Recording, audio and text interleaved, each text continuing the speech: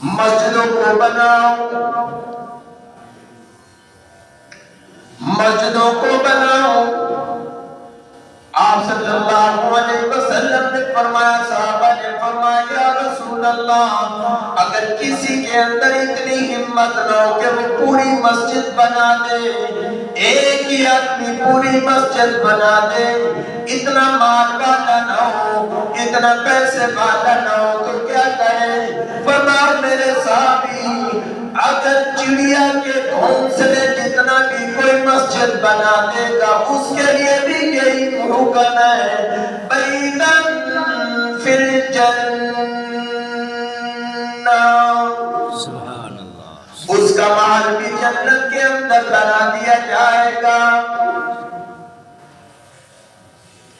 اس لیے مسجدوں کو بنانا، جہاں مسجد زیر تعمیر ہو وہاں اپنا جناب روپیہ پیسہ خرچ کرنا، اپنی رزق کے حلال میں سے وہاں لگانا، اللہ اکبر کبیرہ، یہ صدقہ جاریہ ہے۔ ہم چلے جائیں گے، زندگی کا کیا پتہ کہ کس موڑ پہ ختم ہو جائے، زندگی کا کیا پتہ کہ کب ختم ہو جائے، سانس آئے نہ آئے، رک جائے، زندگی ختم ہو جائے، لیکن مسجد بنی ہوئی ہوگی۔ مسجدوں کے اندر اگر میرا اور آپ کا روپیہ لگا ہوا ہوگا، پیسہ لگا ہوا ہوگا، فرمایا اللہ کی قسم لوگ نمازیں پڑھیں گے، ذکر کرنے والا ذکر کرے گا، قرآن پڑھنے والا قرآن پڑھے گا، اذان دینے والا اذان دے گا۔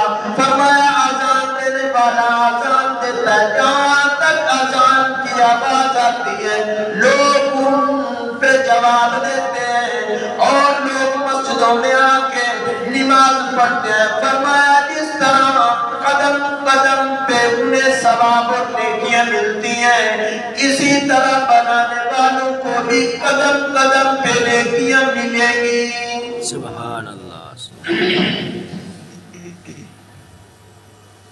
ایک آدمی نے مسجد کے اندر 100 روپیہ دے دیا، 500 دے دیا، 5000 دے دیے، وسعت کے مطابق اللہ نے دیا ہے خرچ کیا جائے۔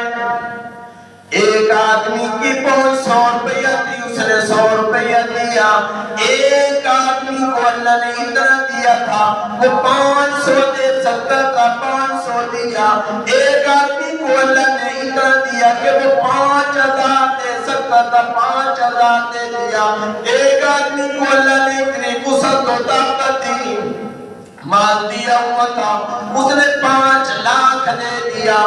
یہ وقت تو ختم ہو جائے گا، یہ تو دیا ہوا پتہ لگ جائے گا۔